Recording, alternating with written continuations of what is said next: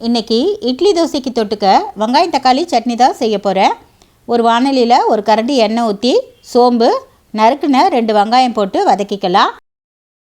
உப்பு 1/2 டீஸ்பூன் போட்டுக்கலாம். வெங்காயம் வதங்கினதும் 2 தக்காளியை கட் பண்ணி போட்டு வதக்கிக்கலாம். தக்காளி வதங்கினதும் மஞ்சள் தூள் 1/4 டீஸ்பூன், மிளகாய் தூள் 2 டீஸ்பூன் போட்டு வதக்கிட்டு 2 துண்டு தேங்காவை துருவி போட்டுக்கலாம். கையளவு தண்ணி தெளித்து நல்லா வதக்கிட்டு நம்ம அடுப்பை நிறுத்திடலாம். ஆறுனதும் மிக்சியில் அரைச்சிக்கலாம்.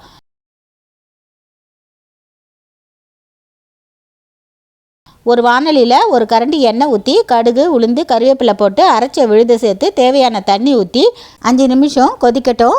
உப்பு கம்மியாக இருந்ததுனால ஒரு சிட்டிக்கை உப்பு போட்டுக்கிறேன். 2 கொதி வந்ததும் அடுப்பை நிறுத்திடலாம். ருசியான வெங்காயம் தக்காளி சட்னி இட்லி தோசைக்கு தொட்டுக்க ரொம்ப நல்லாயிருக்கும். நீங்களும் இது போல் ட்ரை பண்ணி பாருங்கள். இந்த வீடியோ உங்களுக்கு பிடிச்சிருந்தால் லைக் பண்ணுங்கள், ஷேர் பண்ணுங்கள், சப்ஸ்கிரைப் பண்ணுங்கள்.